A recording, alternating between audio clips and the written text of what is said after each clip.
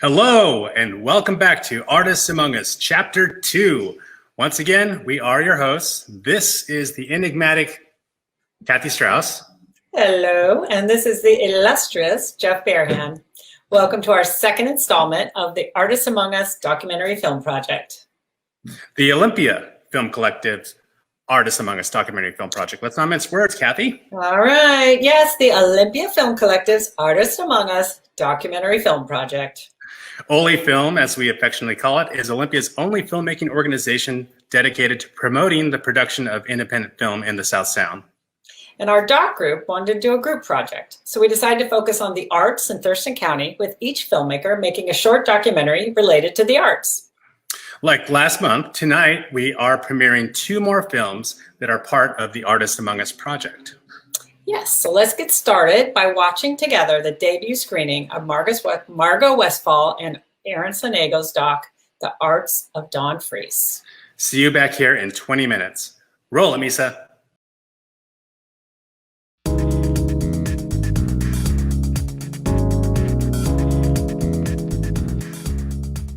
The challenge with my work has been I have so many different things I want to involve myself in. Artists generally get known for one thing and make their career out of that one thing, and I just never could do it.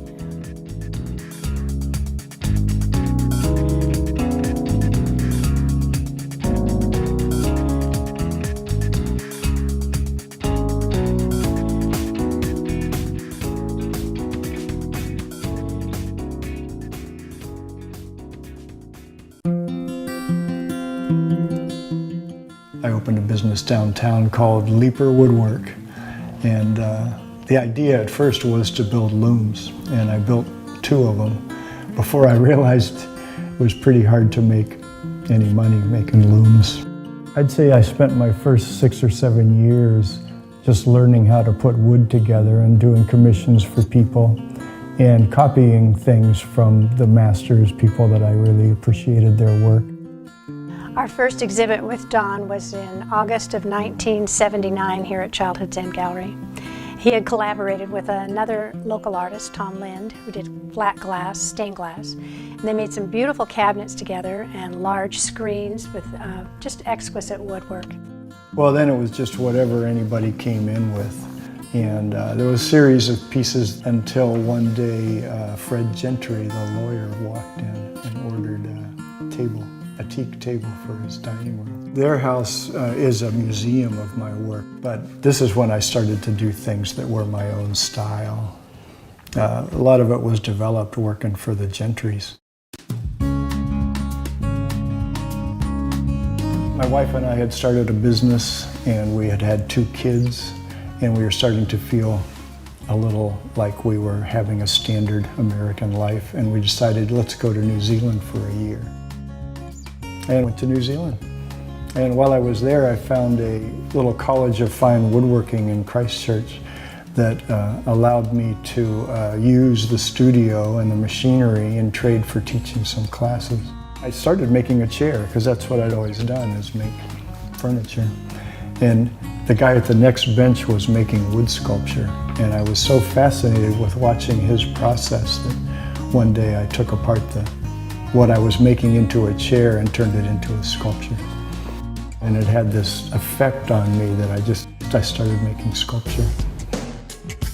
One of the things that really inspired me in New Zealand was that there was a show of Maori artifacts that were touring the country at all the museums at that time. And I was very inspired by the quality of those artifacts and how beautiful they were, but they were also mostly weapons. And I wanted to come up with a style of sculpture that looked like they could be tools that could be used for something but weren't weapons. And so the first sculptures all followed that sort of, how do I make something that looks like you could use it for something? So there's my furniture background is showing up again. So that has infused my woodwork ever since. This was the second of my New Zealand sculptures. It's called Artifact 2. And this one I drew it before I carved it. It's made out of New Zealand matai. And it's one of the first ones that I wanted to make an obvious connection, so this piece is just lashed on here with a series of twine that's holding it. After that one came this one, and this one got me thinking about, this actually has a way that it kind of fits with the body. There's a sense that there's something you would do with this that would be like this, maybe an instrument or something. And again, it has this, just like my table, there's a sense that it's two pieces that are joined together. There's some beautiful carving, like it's for something, but we don't know what.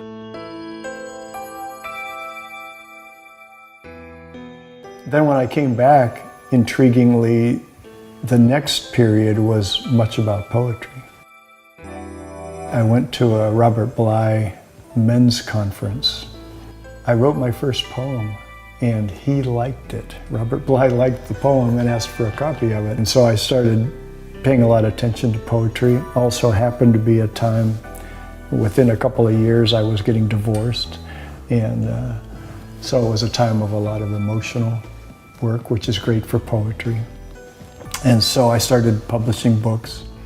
As part of that, I went back to school, finished my undergraduate degree, and got an MFA in creative writing and literature. I've been following his writing for probably 35 or 40 years. And it's interesting to me that even though he went to graduate school somewhere in the middle of that and really developed a lot, and I think has written more poems since he went to school and developed a community of poetry. So this takes the best of all these books I've done before, and then there's a bunch of new pieces in here. And so I still read from that, and I always have new poems coming out. It's his ideas. More than the poetry, it's his ideas. And he has so much depth that he gives you a little poem, but I want to ask questions because I know there's 100 miles of outstanding stuff behind that. We're always looking for the poem that rises above, and I'd say I have a couple of them that, for me, every time I read them, they bring on this strong emotion, but they don't all do that. Okay, this poem, Raise the Sun, is very Don Frias. This is a poem about how you, the reader, are totally responsible in the world. And could I read some of it? What if the sun wouldn't rise unless you were watching? What if all that light and heat reached all places seeking your palms, hoping to find them upraised and welcome? And what if the sun, having found you attentive, having found your open hands, could settle in and illuminate one more day? What if you were what the sun wanted? What if it were up to you? Would that be a privilege? Could you love enough to warm the side of a planet? Would the sun find you waiting each day, no matter what might come? He's like a teacher.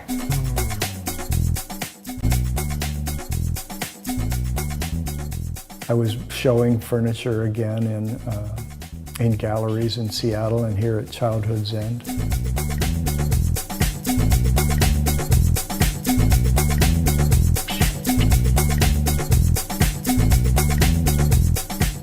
I met Don through his work, through a sculpture. I ran into it in Seattle in a gallery, and I was showing close by.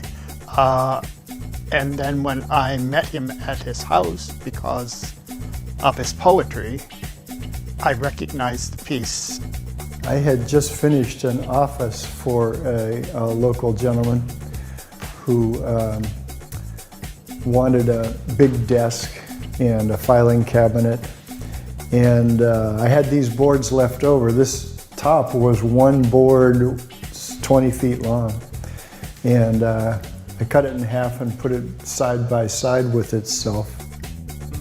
It's a beautiful look. The chairs, I always admired the shaker chairs that you could actually slide them underneath the table when they weren't in use. And in this case, I just wanted to have those backs float. And so this was how the experiment came out.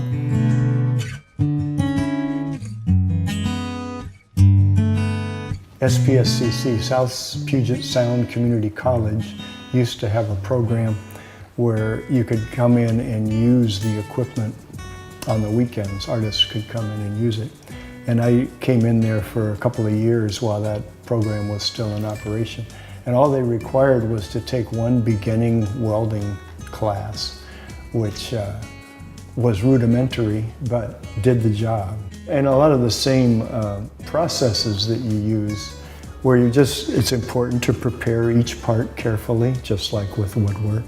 Just like with poetry, for that matter, you want every stanza to have a solid feel to it. It's a lot of that same craftsmanship. You just have to get good at the tools and good at the processes. One of the things that was great about the SPSCC shop was that they had benders. There was a wonderful big rolling bender, and they had shears. You could slice off pipe into rings. And I can remember really clearly the first of the ring dance sculptures. I had about 15 or 16 rings from maybe a foot in diameter to about 3 feet in diameter. And one day I just said, okay, you gotta just go for it. And so I found an angle that I could put them together, and I welded it.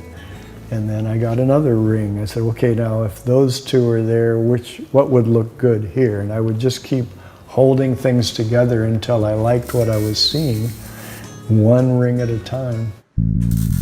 Olympia offers that plinth project where they put out a call to people to offer a sculpture that would be downtown on the Percival Landing for a year. Plinth is actually a term for a pedestal, a sculpture pedestal. They're 3 feet by 3 feet, all of them, but they range in height from 18 inches to 48 inches.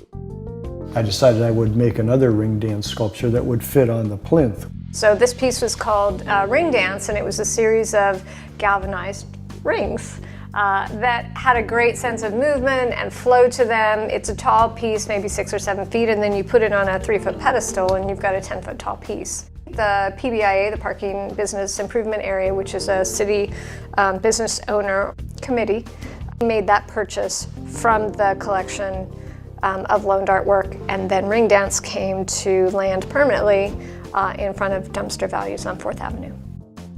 The second, third, and fourth pieces he did were really distinguished by their color. They're eye-poppingly red. They all had this sense of movement and flow to them. And so when we get a piece of color, it really stands out.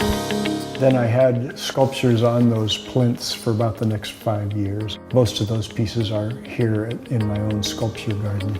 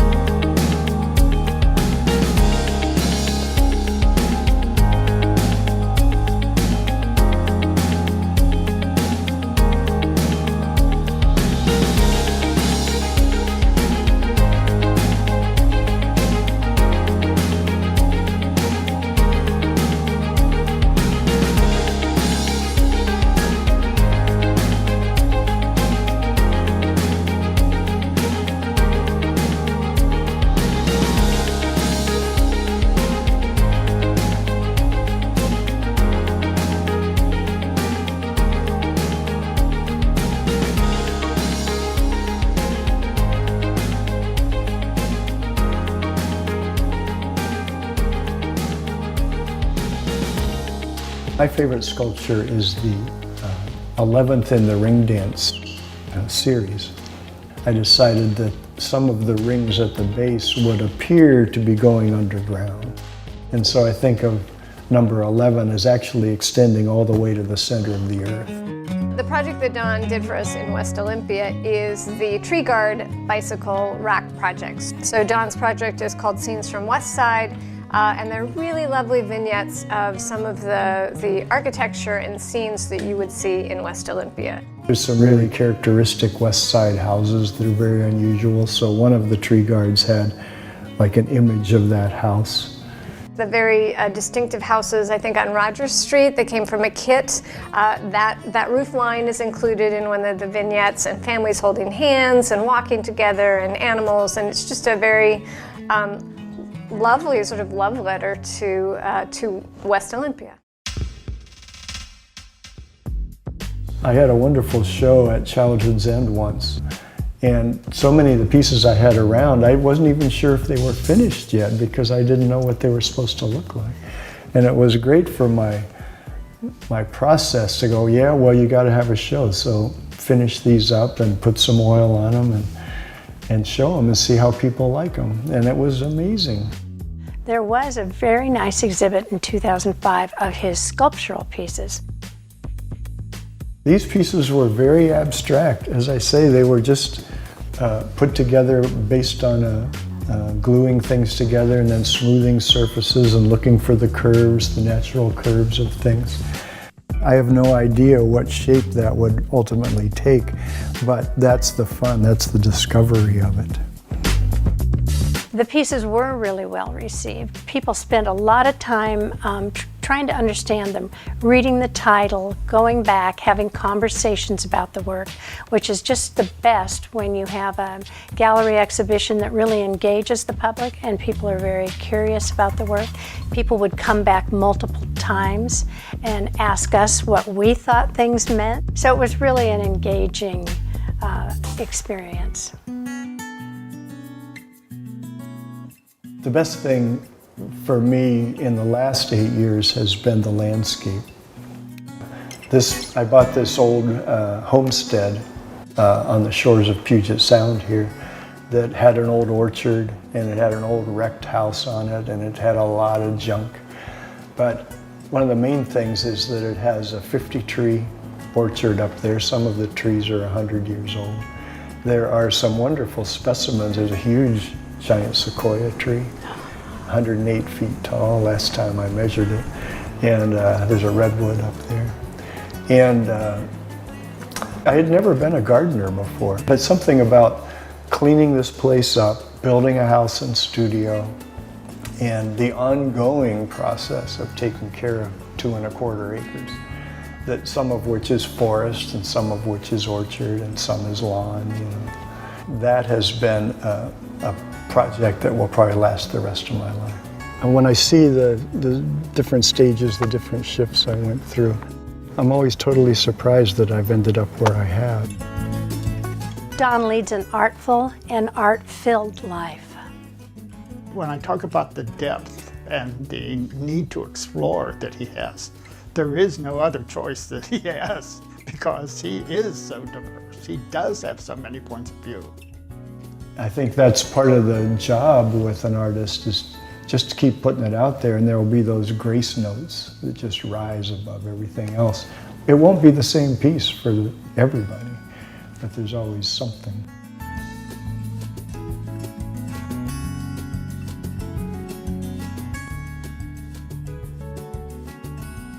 It's the taking that risk of, you might get it wrong, you know, it might not work, but it seems so important to do something, you know, take a step. But and then there's always another step, always something else that could be done.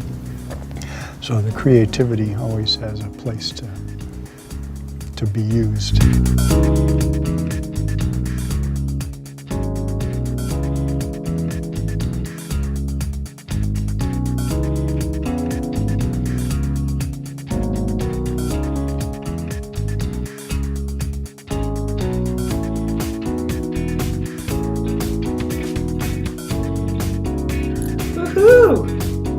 Pretty awesome. Fascinating guy. That was epic. Fascinating. Yeah. So let's bring in our guests. Tonight we should have both filmmakers here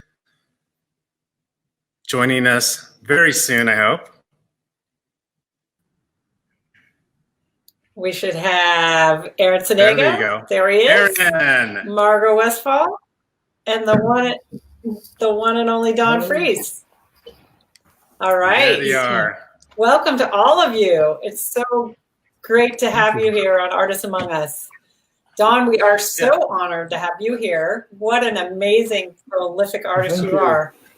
Amazing. Don, this dog clearly shows the many stages of your fascinating evolution, moving from furniture maker to sculptor to metalworker, poet, gardener. What's going on? Are you just restless? Tell us what's going on in your head. Actually, I'm reminded, before you answer that, I'm reminded of the age-old saying, "Jack of all trades, master of none."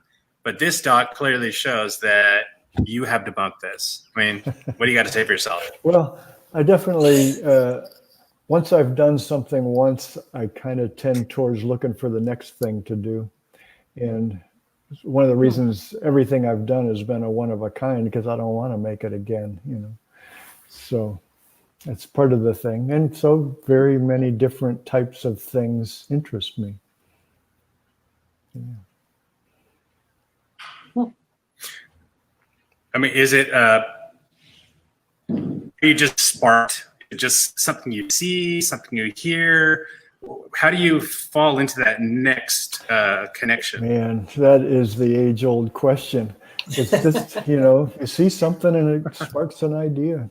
It might be something, the line of a tree trunk, or it might be something you see that someone else has done and go, oh, I could take that and go that way with it, that kind of thing. As any artist, I mean, same thing happens for anybody in any artistic, creative endeavor. Ideas show up, and you go with them, or Super not. Interesting. Yeah, I was really surprised by the poetry. When the poetry section came in, it's like, wow, it really is. And it makes sense what you just described, the way they sort of lead one to another. I've never thought of art being related in such a way to poetry, but that was really beautiful the way you described that.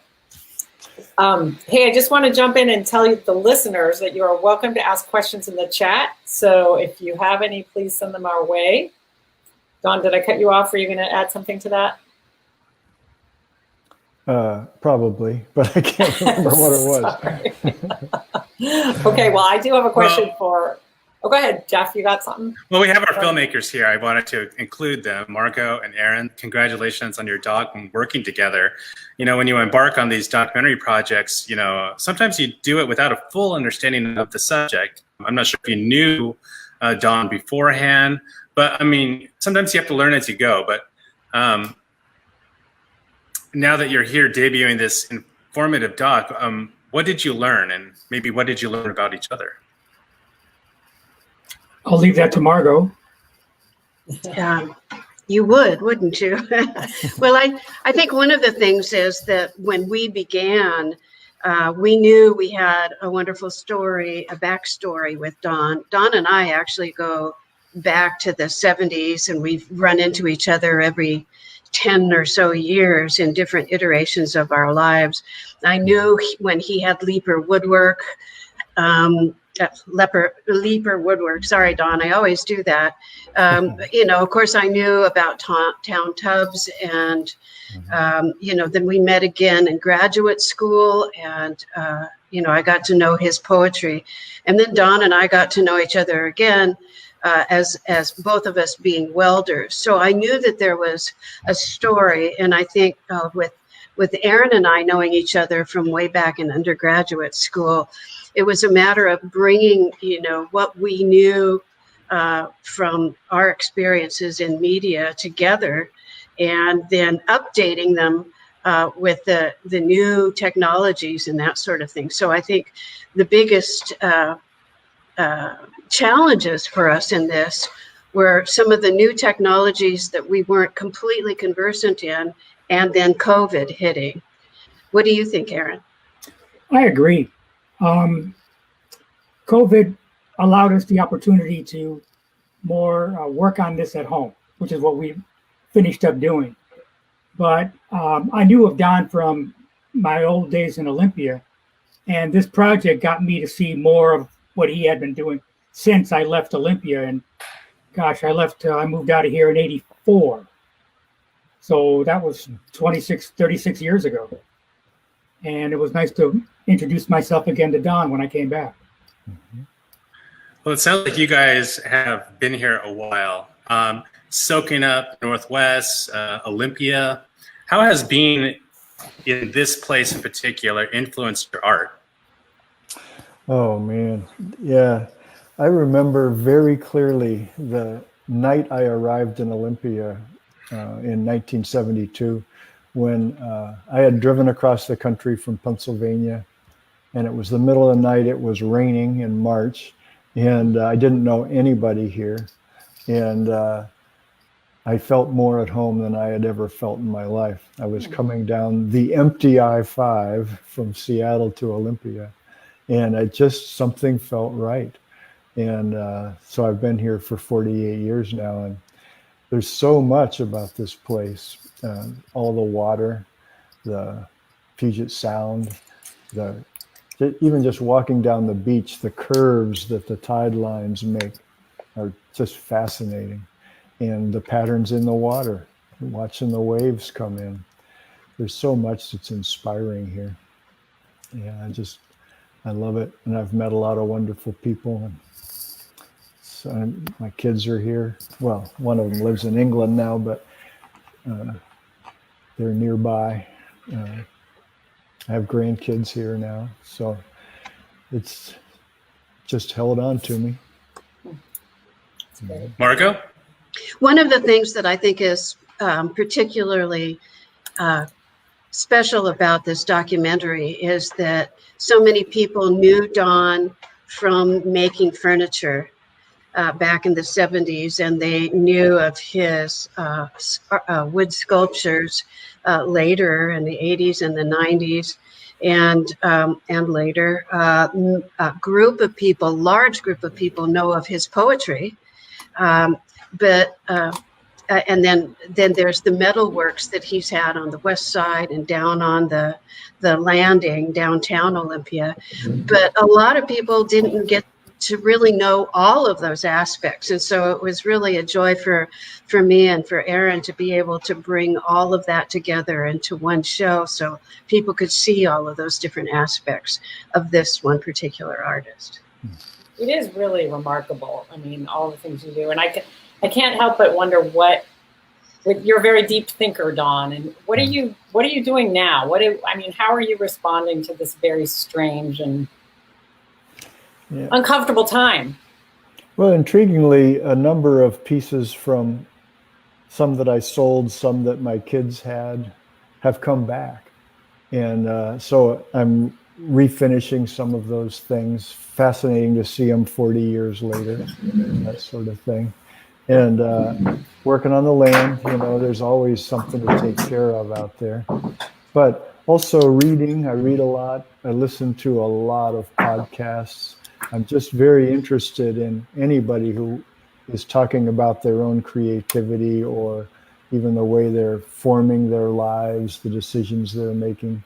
So every time I'm cooking myself a meal, I listen to a podcast, and it's just fascinating. I get so many ideas from that.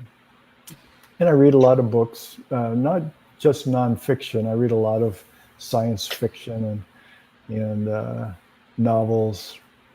I'm just always interested. I won't read a book all the way through if it's not grabbing me, but they generally do. So it's been a lot. And I take a lot of notes when I'm reading books, and something to look back at. And fascinating with the way things fit together. I think at this phase of my life, being, consciousness, these are the things that are most interesting to me.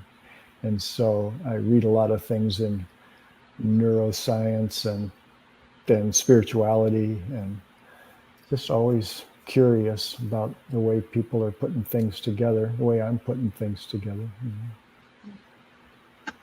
Awesome. So I want to go back. We have a little bit of time left. I'm going to leave this for the filmmakers, but can you tell us a little bit about your process, about how you even got started with documentary filmmaking? What is it about that draws you to this medium? Which one, Margo? Yeah, let's go with Aaron. Yeah. Margo went first last time. I had a career as a videographer in Los Angeles, And when I came up here, I did a lot of photography, but through TC Media, I was able to get back into shooting video. And that's when I approached Margo about, hey, let's work together again. You know, I can get access to the cameras, access to the edit bay. I wanted to do a special with this young lady on her art, but she was unavailable.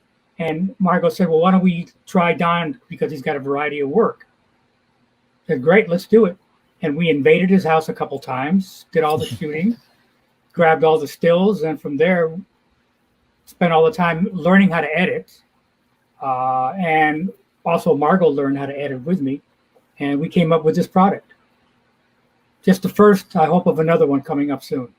And how about you, Margo? Go ahead. Well, this is one of the things that we really hoped, you know, if we could look at this and feel good about it, and that Don would feel good about it, then and everything else would be excellent from that point on. But I mean, the fact is that we had to satisfy ourselves first and our client, our artist. And then after that, we'd make a decision about going forward. I think a lot of filmmakers and television people internationally, as well as nationally, are looking at how to go forward in this new world order of COVID. And so, yes, we had every intention of moving forward with a whole series, whether we do it through Zoom or whether new technologies are indeed on the horizon, as I'm hearing. I think some of this will have to wait. Can I say something about the production? Yes. Yes. I just want to say that I'm so impressed that I felt that Aaron and Margo were very sensitive, were very honoring.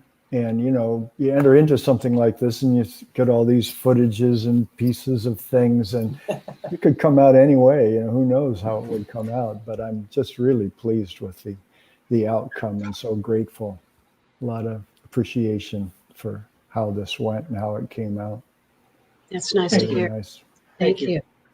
It looks like we do have a question from the audience. Aaron or Margo, what kind of local support did you receive in making this project? TC Media. They had the camera equipment, and they had the editing facilities. And then the Olympia documentary filmmakers pushed us to complete the project. You know, and it got us to a space where we learned how to comfortably work together. And that's important. Anybody who does editing would know that, you know, having two people looking at the same piece of footage and wondering where to go from there. And I think Stephanie Johnson was a great supporter too. Stephanie Johnson is the program manager for the City of Olympia and the arts program. And she not only provided space for us to do interviews, but I think she's been wonderful about helping disseminate information about our piece and others that are involved in this group. Yes, Stephanie has always been helpful and has always supported the Olympia Film Collective as well. So yes, hats off to her. Thank you for all your work. Hi, Stephanie. Well, thank you very much. Our time is up. We have another documentary film to screen. This has been amazing. Thank you for joining Don, Aaron, Margo. We look forward, well, Don, we look forward to following you on your next phase of work, and then the next one after that, after that, and after that. Thank you. Yes, thanks to all three of you for including us in this journey. We really appreciate it. It was wonderful to have you here. Thank you. Thank you. Thanks for having us. Take care. Bye-bye. Bye-bye. So now we move into our second half with the documentary about local stand-up comedians. And we will be talking to filmmakers Riley Gibson, James Clark, and some of the vomity comedy comedians. Comedy. Comedy? I'm pretty sure it's comedy. If it's vomity comedy, then it wouldn't rhyme. And that's the fun part. Oh gosh. Okay, who's being enigmatic now? Anywho, we're gonna screen the show, followed by Q&A with the artists and filmmakers. So let's get started. See you soon. We'll find out about this. Roll it. I'm Sam Miller. I'm from Olympia, Washington. I'm 6'6", 350 pounds, and I've been clean and sober for 10 years. Thank you. People ask me all the time, they're like, Sam, what was it like when you were drinking and doing drugs? And I just show them this tattoo. That tattoo says, let's dance. You want to know if you have a problem with drugs or alcohol, look at your belly. What does your tattoo say? Mine just says, let's dance. Which is wild because I've never partaken in nor particularly enjoyed any dancing. Thank you all for being here today. Today we're going to be talking to some stand-up comedians in Olympia, Washington. This is Colt Barton. We have Claire Pellegrino, Chocolate the Entertainer, Khadijah Hassan, Sam Miller, and Amanda Biddle. And James Clark. Our first question. Complete this sentence. I do comedy because... I want to get paid for it. How are you doing? Not well, but you know, it comes around every once in a while. Somebody, you know, needs brownie points for having a person of color on their lineup. So, you know, they bring me up and I do comedy and they give me, you know, $12 and I'm like, this goes towards the electric bill. You seem like a troubled individual and I'm here to help. I'm white and I have money. And I'm just like, this sounds too good to be true. Wait, are you trying to get into the gates of heaven?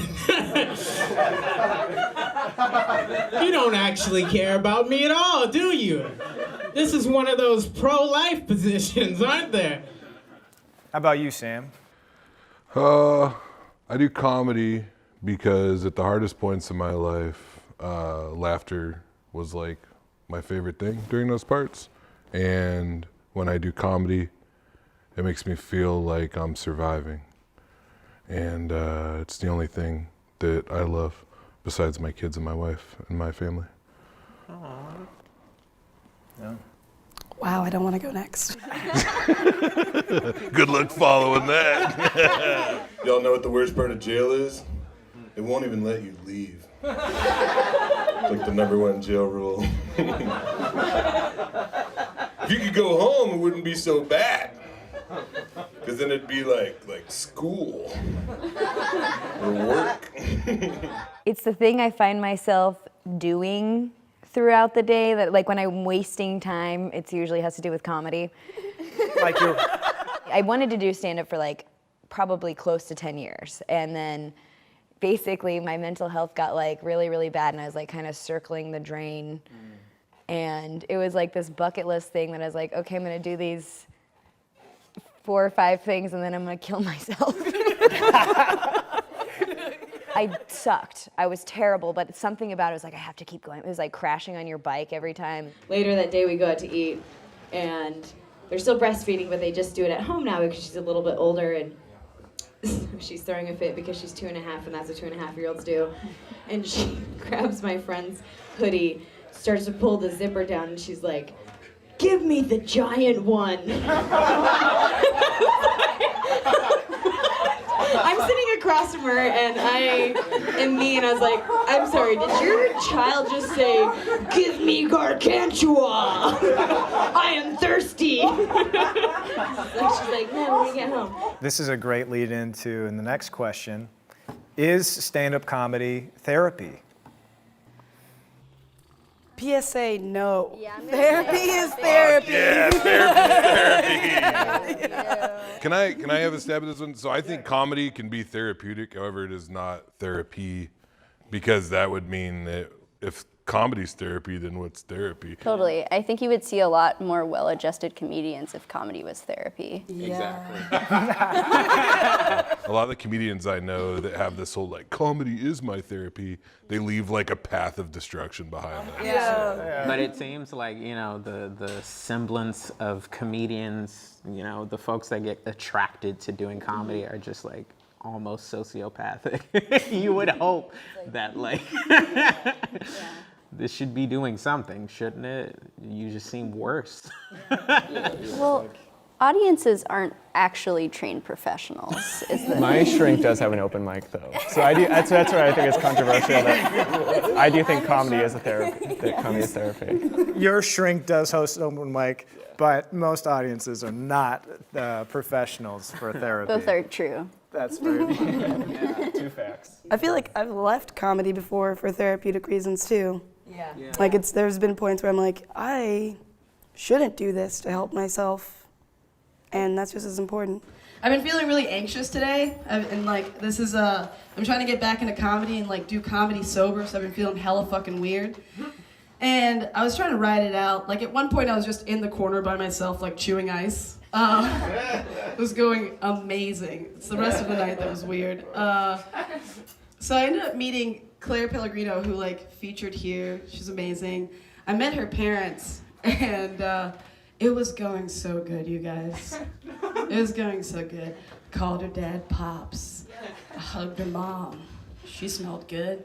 Things were going great. And then right at the end, I was like, oh, so you guys have been here for like the whole day. And her dad's like, oh, no, we've just been here for 2 hours because somebody had to work, and points to the mom, and I'm like, perfect. Like, I had to work too, and I turned to her dad, and I'm like, you fucking bum. The first few seconds, they kind of had that like stunned look, like, wow, she called me a bum, but she's also a black woman. I don't know what to do. I don't think this is racist, but do I get to pull that card? I'm just gonna laugh. And I thank them for that. Is stand-up comedy art? No. It's therapy. God, Colt, you make my blood pressure go up. I laugh really hard at shit Colt says, and it makes my eyes hurt. He's got a warning label. I'm gonna die. I think you're just fucking huge. I mean, I feel like it's gotta be art, right? I mean, technically, like a performance art. Technically speaking, yes. Is stand-up comedy art? What is art? Yes, I mean, Colt, man. Colt, you do like some art shit. I mean, I don't think there's like really a difference between like stand-up comedy and other mediums. You know, it's just storytelling. All I've ever wanted was to get out of this stupid town. And you did. And I'm back now. I suppose everything gets old, even new places. Yeah. Did you hear him shipping off tomorrow? Oh no. I'm too late. Too late for what? Usually there's 15 minutes of previews before the movie starts. But previews are my favorite part. Oh no. Claire, maybe there's a way I can convince Claire that the war is immoral and she'll stay. The Claire I knew never had a soldier's heart. I've always had a soldier's heart and a soldier's courage.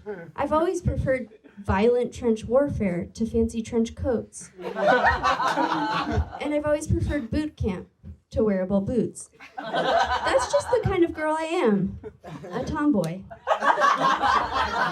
Before I was ever doing stand-up as an audience member, I loved the rawness of comedy. Like, it was really hard to watch someone bomb, but also like I gotta go back. You know, like, I want to, yeah. Watching somebody eat shit on stage is like, it's such an amazing human experience. There's just nothing like it. I would say not only is it art, it's one of the hardest forms of art. It's maybe the harshest judged form of art, and also one of the most accessible forms of art. Yeah. And therefore, it's probably the best art.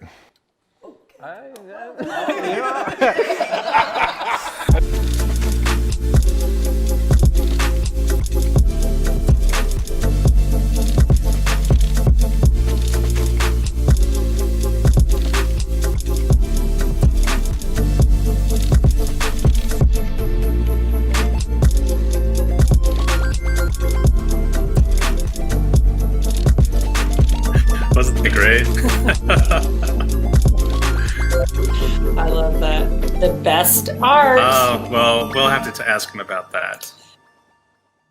When they, We don't really we know don't. who's here with us tonight, do we, Jeff? I guess it's just us. Oh, we have the filmmakers. We know we've that's got right. the filmmakers. Well, I guess. Oh, we have someone coming up. We know we have filmmakers, but we Yay! don't know We who. got- Oh, there they are. Hello. Welcome, guys. Welcome, Riley and James. Where's that mic? Do we have any comedians? You're good now. Bump it up, drum roll. Woo! 1, Look 2, at that. 3, 4. 5 out of 6. That's pretty good. Wow. Welcome to the show, everyone. Thanks for being Yes. here.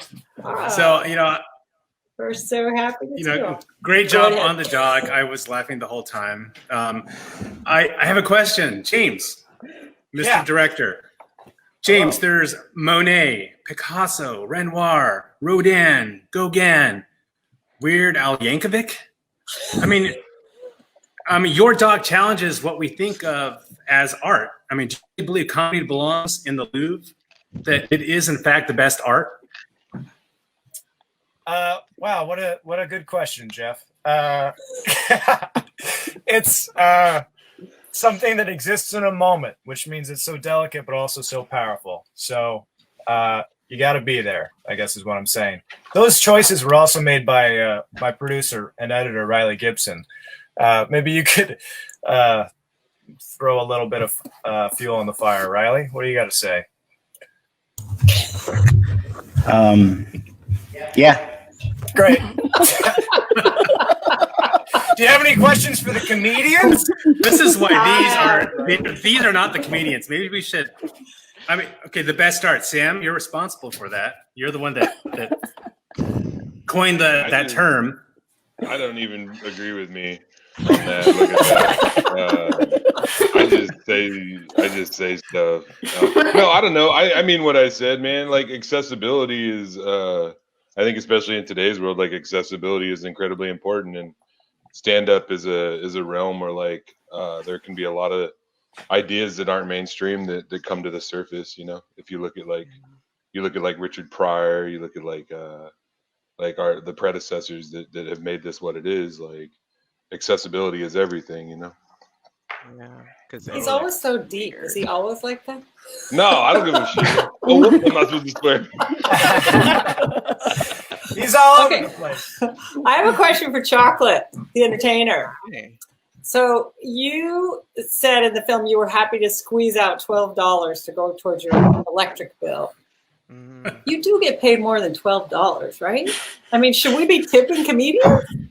Rarely, if ever, I get more than say $15. But yeah, you should totally be tipping comedians. I would really appreciate that. But also, I think recently I've been paid the most I'd ever been paid for comedy, which was when I did the online trans pride in Seattle recently.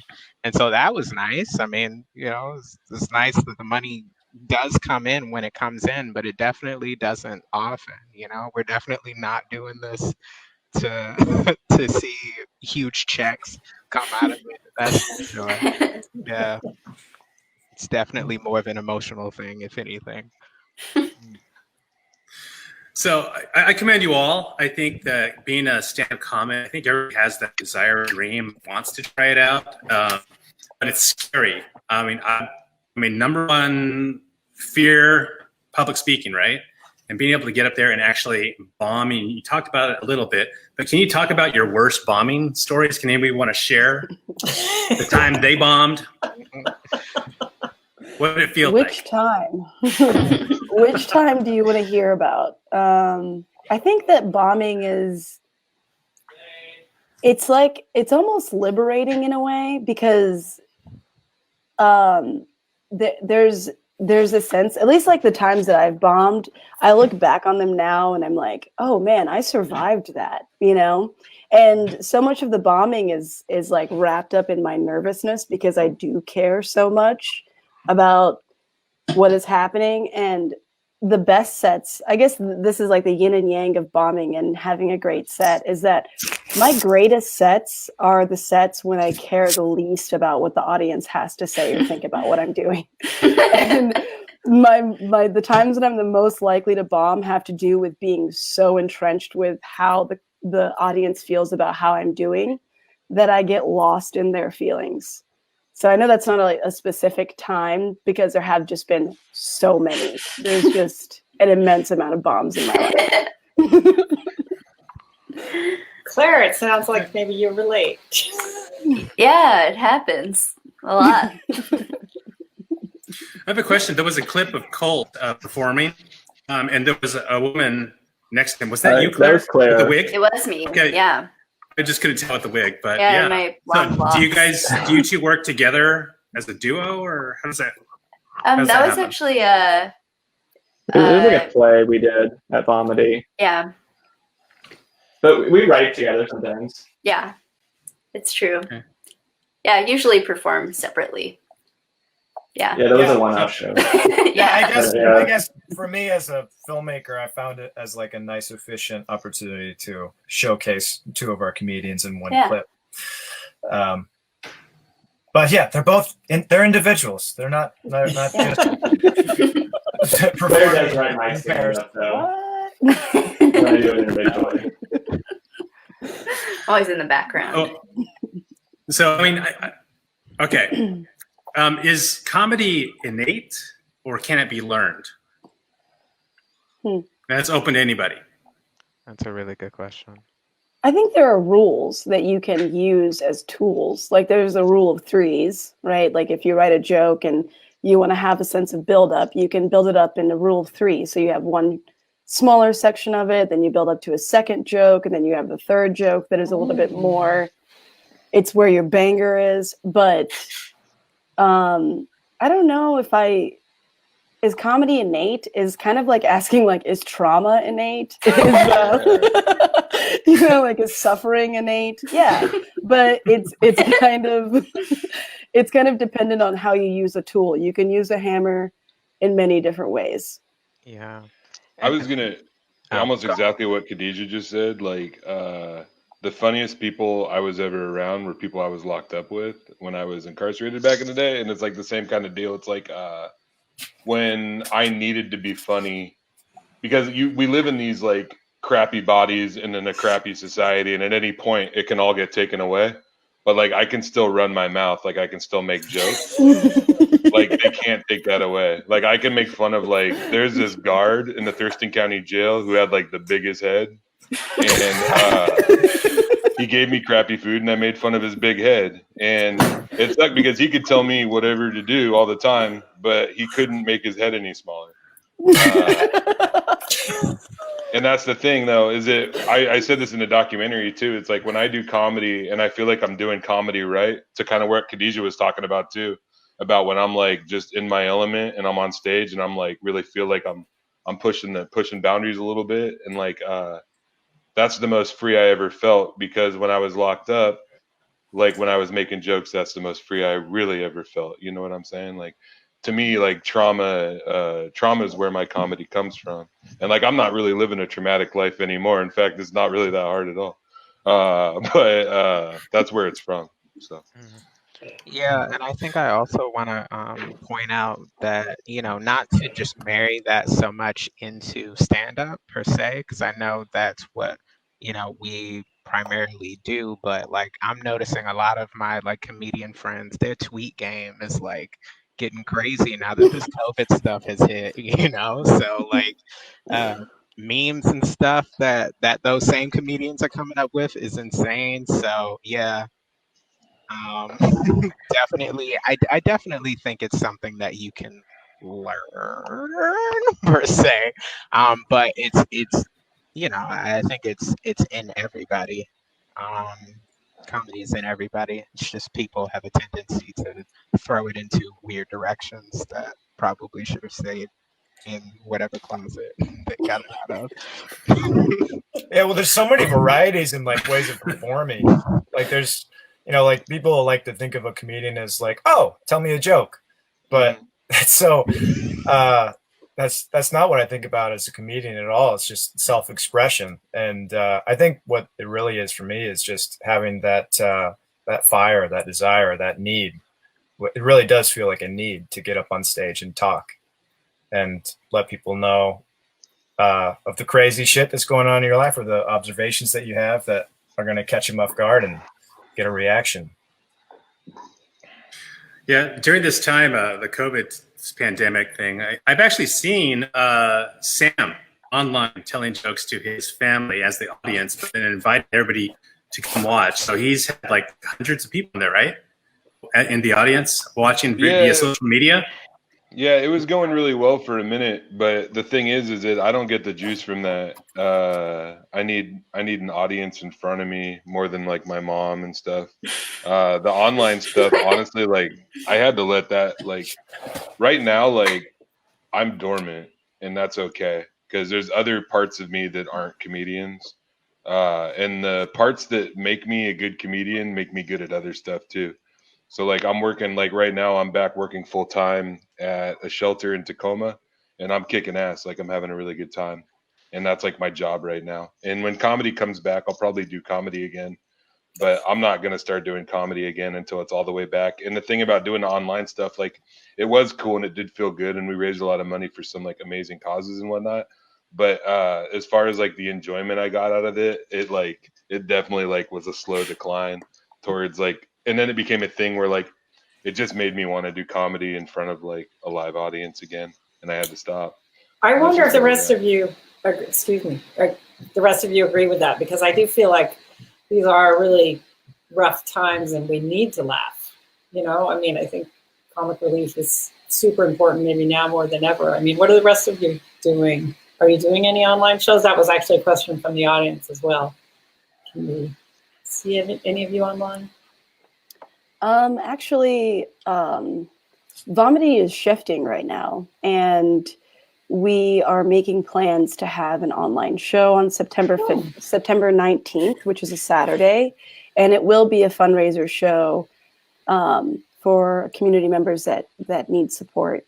And I talked to Sam about it earlier because so Sam is going to be on the show, and I'll do it. Yeah, and I'm probably going to message the other comedians here, and maybe they will be interested in it as well. So that's something that is coming up. But I also feel like, we do need joy in our lives. We do need ways to be. Well, I'll stop here in case anyone else has any announcements about that. I have a question, actually. Let's take this back to the filmmakers who made this documentary. I was actually impressed by it was probably the most heavily produced documentary we've seen so far in the Artists Among Us series, with, well, all of you, the location, and managing, I guess, all these people. What was the most challenging part of getting this together off the ground? I guess wrangling all these cats to be in the same room at the same time and get their mics and explain what the hell we were trying to do, I guess. I find the coordinating part of it, like making sure everyone's on the same page, knows where to be, when to be, what to be. I find that incredibly stressful and demanding. So the fact that I chose people who I really appreciated their work, and that I think made it a lot easier. But yeah, if you've ever seen any of the Hollywood Roundtable Reporter episodes where they interview all the actors who are nominated for an Oscar that year, that's what I wanted to do just with our local comedy scene. Because I just thought there was so much. What I really like about the Hollywood Roundtable discussions is that this group of people who want to be there with each other, you get into territory that is so far beyond the questions. That just organically comes from people who appreciate each other's work, talking about what they appreciate about each other. And I think it worked. I'm happy with the result, and I hope people enjoy it. Great. How about you, Riley? Got anything to add to that? Oh, I think for me, they're all very funny people, and my mic working? Like he has to say that now, right? But as Sam was saying, they were kind of speaking to some of you are probably stewing about what he left on the cutting room floor, right? So yeah, I didn't hear what you said, but I think Sam said something about speaking to an empty room, and it was kind of an empty room. So trying to use that when these comedians are being funny, but it's also it's a very different timing than if they're live. So trying to edit it in a way that the timing still worked, that was something I had to learn. And fortunately, all these comedians have really good laughs, so I could kind of use that to help with the timing. Awesome. You did a great job. Yeah. Yeah, it made me want more, definitely. Would love to see you. Our That's good. interview, these comedians are probably thinking, why the hell is this thing only 9 minutes when we were in that stupid room for 2 hours? It was a long interview. I just wanted to cultivate a particular feeling, and it could have been a much longer piece, but I felt like we accomplished everything that I was hoping to accomplish with this 10-minute piece, which was a lot more watchable and accessible. And who knows, maybe there'll be a executive cut later, or it'll be longer. I don't have plans of doing that because, frankly, I don't have the energy. But who knows? Well, it's a great doc as is. I really enjoyed it. Thank you for putting it together. Thank you everybody for participating in it and being a part of the Artists Among Us series. It's really exciting to see, vomiting comedy outside of 4th Avenue and be able to have that access to you guys and to be able to laugh to, see the local people that we used to see. Hopefully we'll see you again. Yeah, please let us know if you're going to have any shows, because we can put that on our website as well. So thanks. So just a reminder, September 19th, mark your calendars. There is a comedy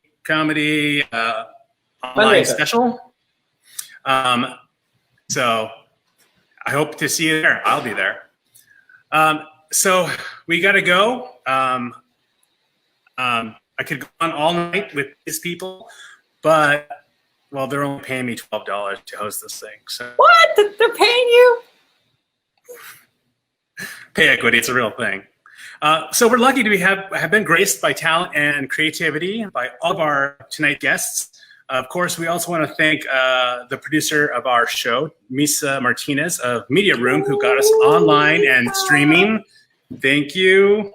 And remember to tune in next month, September 26th, when we show 2 new short docs. One is made by yours truly. It's called Can You Hear Me?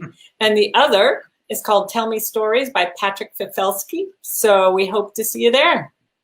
Yes. Take a look at these trailers, and we will see you next time from all of us here at Artists Among Us. Good night. Good night, everybody.